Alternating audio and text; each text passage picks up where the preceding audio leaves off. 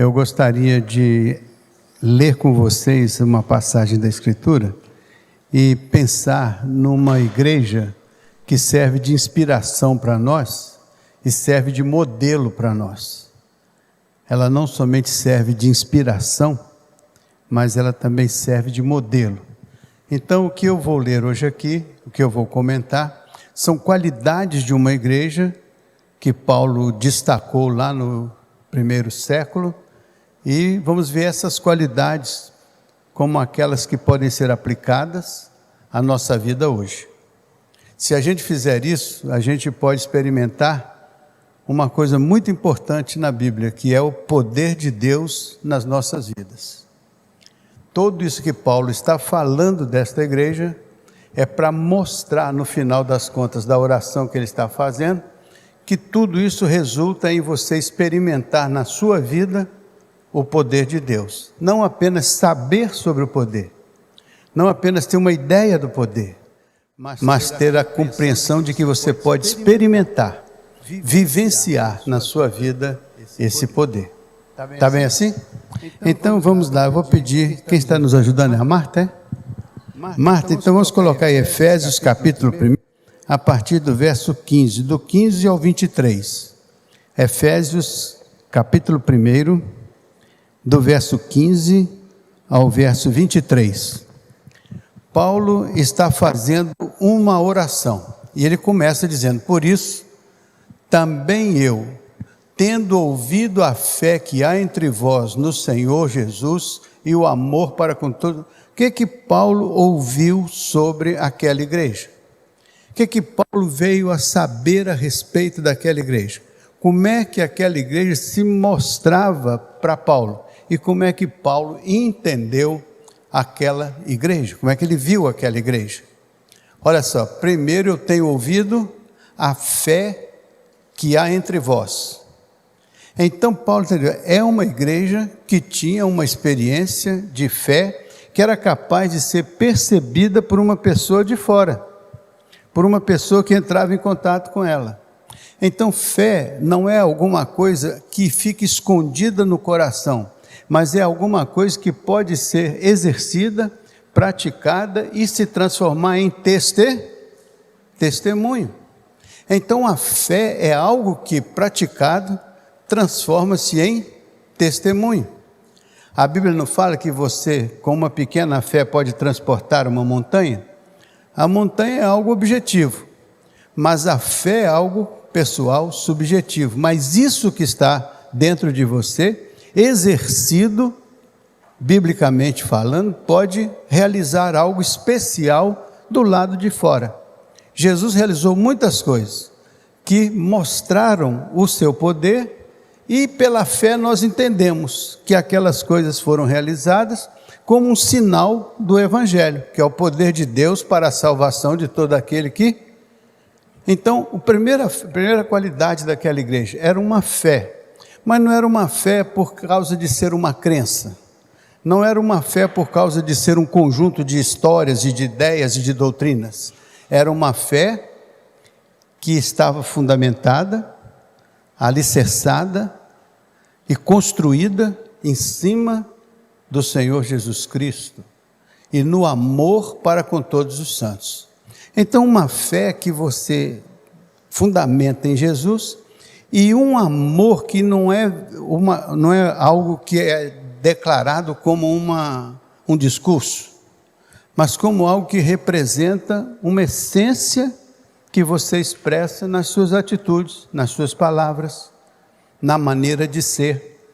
Então, o amor que Paulo encontrava naquela igreja não era um amor sectário. Eu amo o meu grupo, eu amo o meu segmento, eu amo aquelas pessoas que eu selecionei, mas era o amor para com todos os... Aqui é que está o segredo, aqui é que está a dificuldade, porque amar os que nos amam, diz a Bíblia, é muito fácil.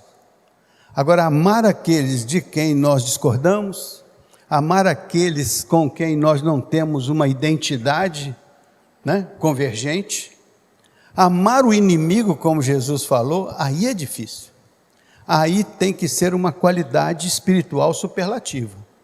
Porque sem essa qualidade espiritual superlativa, você não consegue empreender. Porque então, a igreja dos Efésios era essa, o Paulo vila o seu amor para com todos os, mas às vezes nós selecionamos os santos. Esses santos aqui combinam comigo, eu vou amar esses daqui. Aqueles outros ali não, aqueles outros são diferentes, eu não quero amar aqueles outros.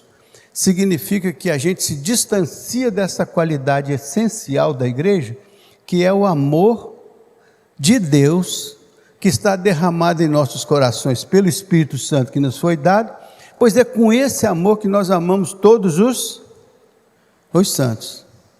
Quem é que nos dá um exemplo desse amor? Não é o Senhor Jesus? Pois, a fé de vocês está fundamentada no Senhor e nesse tipo de amor.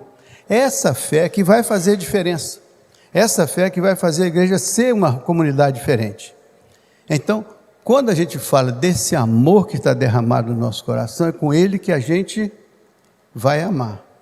E esse amor, ele não é um sentimento piegas. Muitas vezes a gente fica pensando que é uma coisa meio démodé, fora de moda. É isso, eu amo meu irmão, amo. Na verdade, essa é a essência do Evangelho. Porque Deus amou o mundo.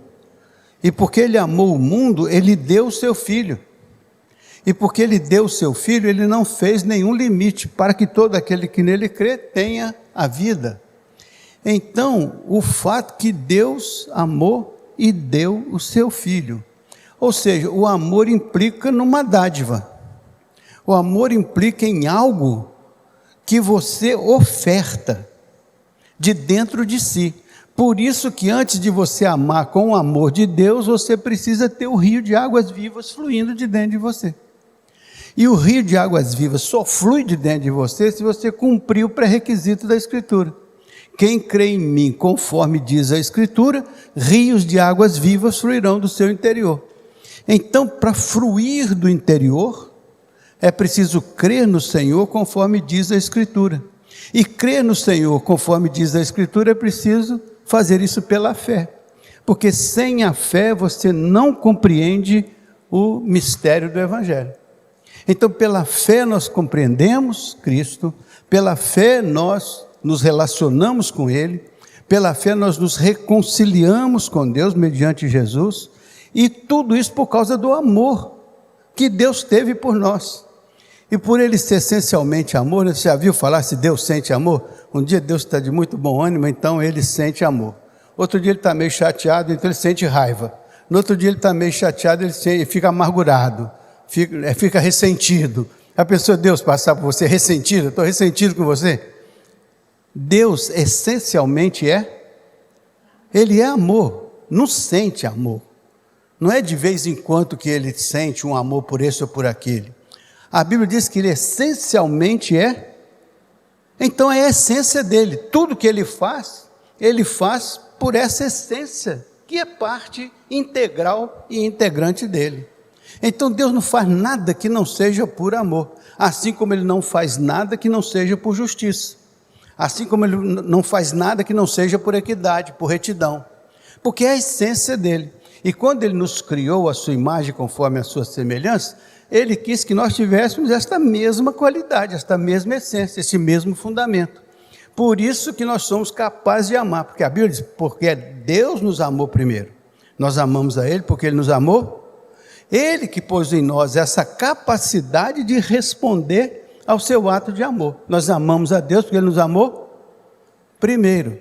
Só que a gente às vezes se desvia do caminho.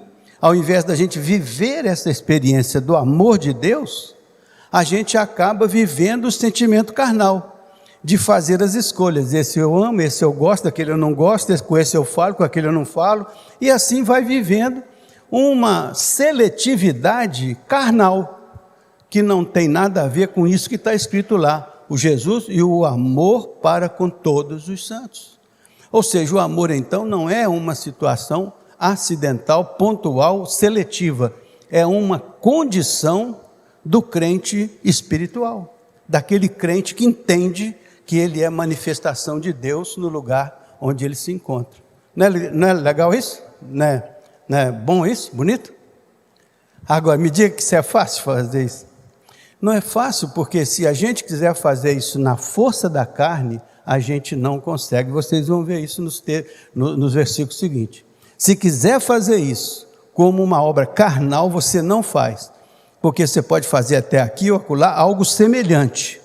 Mas fazer isso com a espontaneidade de quem faz, independente do que o outro pensa, sente ou da maneira como ele reage, aí você não consegue. Porque você só consegue se você transcender o que o outro vai responder, porque o outro pode te responder com uma atitude agressiva, com um descaso, com uma desatenção, não pode? Mas isso não pode mudar o seu coração, porque o seu coração em essência é amoroso. Se a gente alcança esse nível de espiritualidade, então a gente começa a ter uma ação transformadora na comunidade onde a gente vive. E é isso que faz o amor prosperar, é isso que faz o fruto do Espírito ser o amor, o resultado da obra de Deus na vida da gente. Então Paulo diz, eu sou muito feliz por saber que vocês, meus irmãos da cidade de Éfeso, vocês têm uma fé muito firme no Senhor, e está fundamentada no Senhor, e vocês têm um amor muito especial, que alcança todos os santos.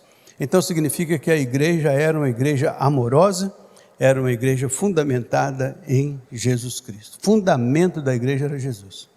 E o amor era a sua característica. Verso 16, olha só. Não cesso de dar graças por vós, fazendo menção de vós nas minhas... Então Paulo diz, eu oro por vocês. E ele identificou que aquela igreja era uma igreja fundamentada em Jesus e que era uma igreja amorosa. E ele diz assim, eu dou graças a vocês continuamente. Ou seja, a igreja provocava no coração de Paulo um sentimento de quê? De chateação, de aborrecimento, de revolta, né? De confusão, não. Aquela igreja provocava no coração de Paulo um sentimento de gratidão. Não cesso de dar graça por vós, fazendo menção de vós nas minhas orações. Então é importante quando a vida da gente inspira o outro a dar graças. É ruim quando a vida da gente inspira no outro um rancor, uma revolta, uma chateação, um aborrecimento. Paulo disse, eu não cesso de dar graças pela vida de vocês. Como que as pessoas veem a nossa igreja? Como que elas sentem a nossa igreja? Como que elas vivenciam a nossa igreja? Será que todos os dias podemos chegar aqui, eu dou graças a Deus por essa igreja? Porque ela é amorosa com todos, porque ela está bem fundamentada em Jesus, porque ela tem um alicerce firme, um alicerce seguro na palavra, não é verdade? Paulo dizia sobre a igreja dos Efésios, eu tenho só que fazer uma coisa, me dar graça por vocês. Vamos viver de tal maneira que qualquer pessoa que chega aqui, eu dou graças a Deus por essa igreja. Eu dou graças a Deus pela existência dessa comunidade. Eu dou graças a Deus porque eu tenho esses irmãos em Cristo Jesus. Mas o senhor está sendo muito piegas, isso não é bem assim.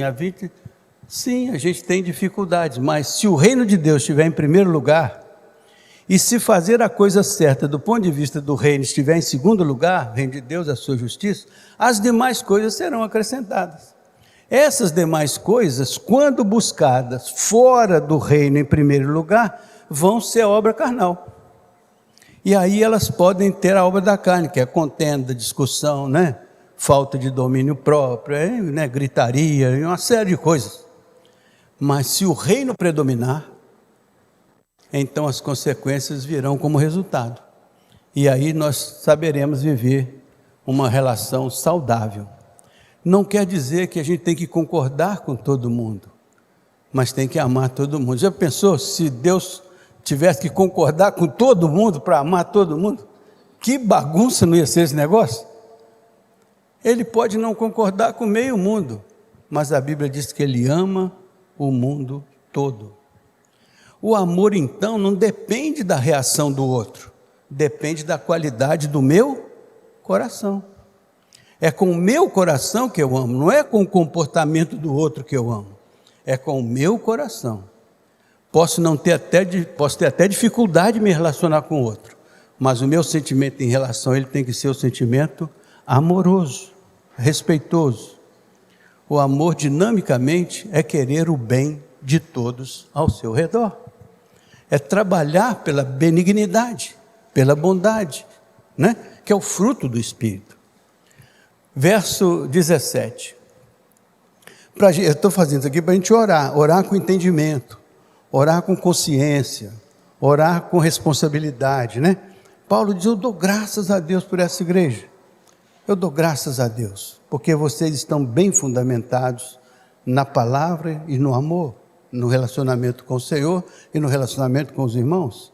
Ora, por que Paulo orava? Eu oro para que o Deus de nosso Senhor Jesus Cristo, o Pai da glória, então ele está bem claro daqui, para que o Deus vos conceda o quê? O que Paulo estava pedindo para aquela igreja? Vos conceda espírito de sabedoria e espírito de revelação. De que maneira? No pleno conhecimento dele.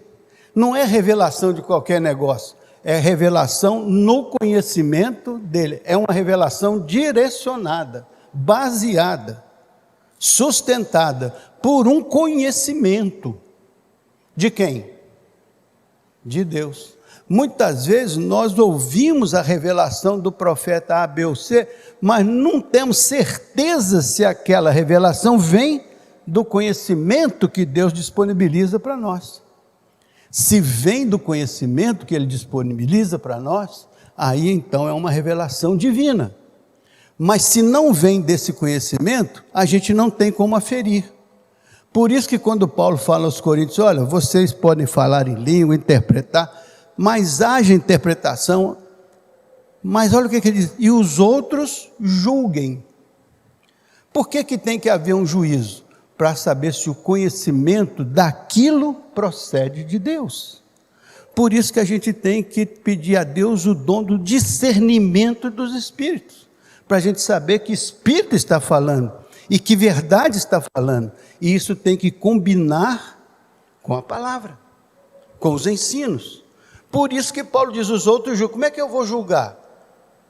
Ele diz: julgue mediante o Espírito e a palavra, que o Espírito nos guia em toda a verdade. Então pode ser: eu oro por vocês, para que Deus os conceda espírito de sabedoria. Sabedoria é algo especial. A Bíblia fala de duas sabedorias distintas. Vamos lá. Primeira sabedoria: animal, terrena e diabólica. Segunda sabedoria: procede do alto, do Pai das luzes, em quem não há mudança nem sombra de variação, é cheia de bons frutos. Então tem uma sabedoria cuja origem é terrena, tem uma sabedoria cuja origem é divina. Então qual é a sabedoria que Paulo queria que estivesse plenamente na cabeça dos crentes de Éfeso? A sabedoria, o conhecimento do Senhor, a sabedoria procedente do Senhor, a sabedoria que guarda coerência com os ensinos do Senhor. Por isso que a Bíblia diz que nós devemos ter a mente de Cristo. Mas e se eu tiver a mente do Satanás? Eu vou pensar a sabedoria que vem do alto? Não vou. Então tenho que ter cuidado que a minha mente seja a mente de Cristo. Eu tenho que ter cuidado que o conteúdo da minha mente seja o conteúdo da palavra. Eu tenho que ter cuidado para que o Espírito me conduza em toda a verdade. E eu tenho que ter submissão à liderança do Espírito, para que a sabedoria predominante na minha vida não seja a sabedoria animal, terrena e diabólica, mas seja a sabedoria que procede do alto. Imagine uma sabedoria que procede de Deus para organizar os nossos relacionamentos, para organizar as nossas atitudes, para organizar a nossa fala, para organizar as coisas que devem conduzir a nossa caminhada sobre a terra.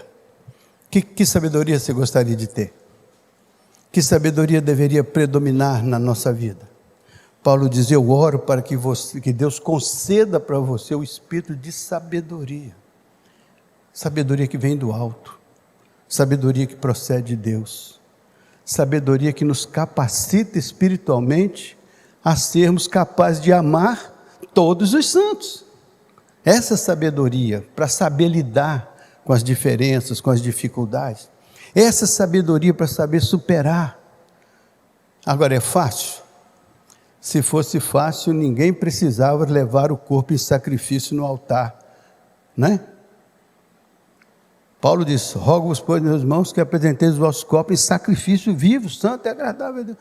Se fosse fácil, não precisava essa entrega incondicional, não precisava essa transformação profunda, mas isso só é possível porque Deus realiza em nós essa transformação, esse novo nascimento, que aliás não é nascimento da carne e do sangue, é nascimento do alto. Faz sentido? Então, mais um versículo, olha como é linda essa oração de Paulo. Aí, ó, eu peço a Deus que ilumine os olhos do seu coração. Você sabe que o seu coração está de olho em você. Por isso que eu sempre digo aqui: diga ao seu coração, diga ao seu rosto que você está alegre. Coração alegre formoseia o coração triste descaiu semblante.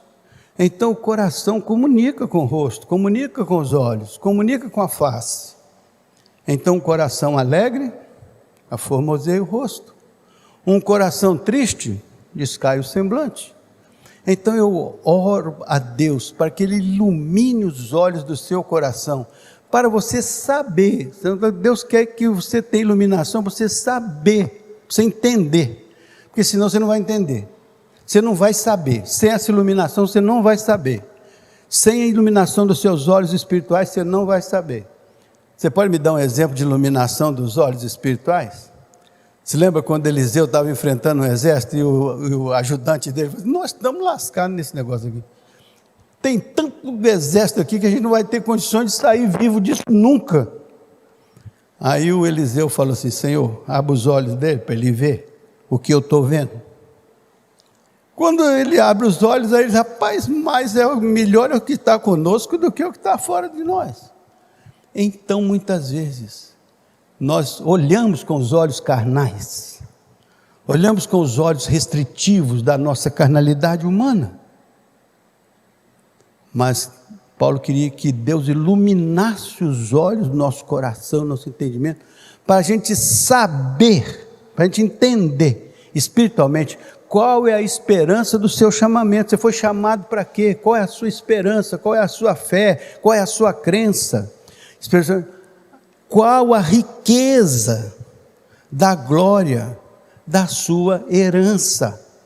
Você nem sabe que é herdeiro, não sabe nem qual é o tesouro que você tem, não sabe nem qual é a preciosidade que você tem. Por quê? Porque você não tem essa iluminação para você entender qual que é a sua bênção por ser um crente em Cristo Jesus. Muitas vezes você pode até ter um bom relacionamento com a religião, mas nós estamos falando de ter um relacionamento com o Senhor, iluminar os olhos do coração, para o coração saber: puxa, eu tenho uma riqueza da glória de Deus, alguma coisa que procede de Deus. Isso me é dado pela iluminação do meu entendimento. Então nós temos que orar aqui: Senhor, ilumina o nosso entendimento, ilumina o nosso coração, ilumina o nosso homem interior, para que eu não fique agindo pela minha carnalidade natural, como se um homem natural, mas me ajuda a ser um homem espiritual, me ajuda a desvestir do meu velho homem e me vestir do novo homem. Esse homem que tem a iluminação do Senhor para entender os desígnios do coração, para entender o conteúdo da mente, para buscar fundamentar-se no Senhor. Conheçamos o Senhor e prossigamos em conhecer o Senhor, porque diz a Bíblia que conhecer o Senhor é a herança da vida. Não é assim? Quem crê em mim, conforme diz a Escritura, conforme quem me conhece, como a Escritura ensina, rios de águas vivas vão fluir do meu interior.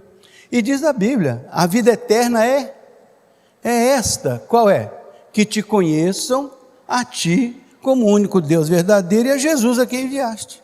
Então vida eterna é conhecimento de Deus, conhecimento das coisas de Deus, porque conhecer as coisas de Deus é abrir os olhos do nosso entendimento, do nosso coração, e enxergar as coisas espirituais, enxergar a espiritualidade que Deus nos proporciona para termos visões celestiais e entendermos as coisas de Deus, a nossa herança, o nosso tesouro, que é muito mais do que coisas materiais, é algo de qualidade excepcional de vida, é vida e vida em abundância, não é quantidade de vida, é qualidade de vida. Veja o verso seguinte, eu acho que nem vai dar para eu chegar lá no 23, mas vamos dar uma corridinha aqui.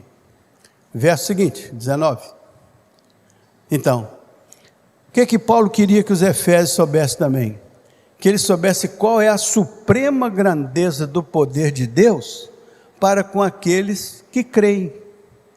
Então, o que Paulo queria? Descubra o poder de Deus.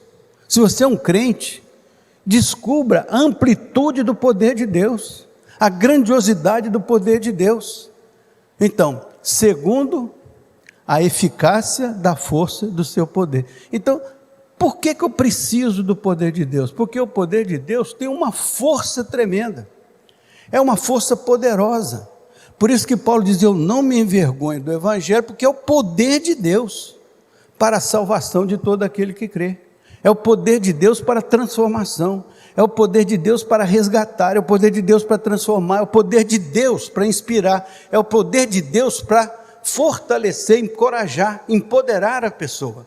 É com esse poder que você enfrenta o mundo, é com esse poder que você enfrenta o maligno.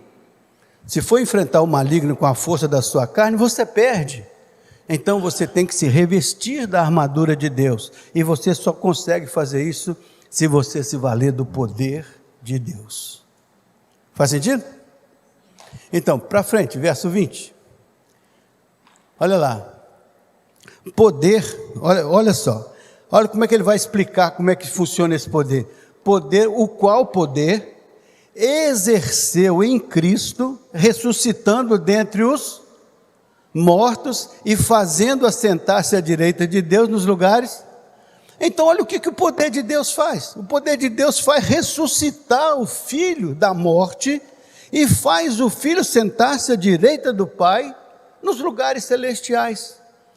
Para que esse poder fez isso? Para mostrar para nós a nossa posição em Cristo. Se Cristo está à direita do Pai, se nós estamos posicionados nele, onde nós estamos?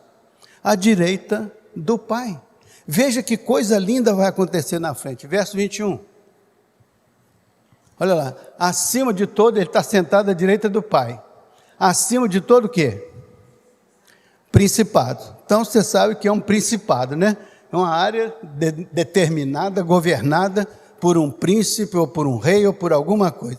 Então, o Senhor está sentado à direita do Pai, acima de alguns principados. Está certo isso? Não, de todos. Significa que não há nenhum principado que esteja igual ou superior a ele. Todos os principados estão abaixo dele. Todo poder, todo domínio, todo nome que se possa referir, não só no presente século, mas também no... Então, tudo que é possibilidade de poder, de principado, de potestade, tudo está debaixo do poder dele. Então significa que você está vendo como é que o poder de Deus opera. Ele opera colocando seu Filho, que Ele nos deu por amor, e que morreu, ressuscitou, e está à direita do Pai, onde Ele é nosso o quê? Intercessor, mediador. Ele está representando a vida de cada um de nós ao lado do Pai. E Ele disse que nós podíamos usar o nome dEle para estabelecer essa relação. Concorda comigo? Vocês podem usar o meu nome. Quando vocês quiserem acesso ao trono da graça, use o meu nome, porque o meu nome é um nome de autoridade.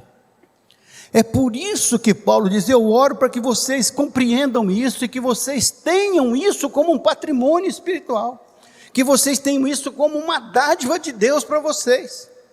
Vocês não são apenas membros de uma igreja, vocês são membros do corpo de Cristo, do qual Ele é cabeça.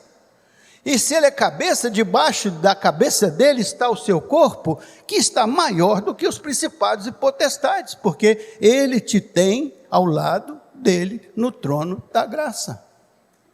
Olha só, vamos ver para frente. Verso 22. E pôs todas as coisas. Olha, você está com problema? Você está com dificuldade espiritual? Você está se sentindo tentado? Você está se sentindo ameaçado? Você está se sentindo perseguido? Está se sentindo endemoniado, possesso? Está sentindo alguma coisa dessa natureza?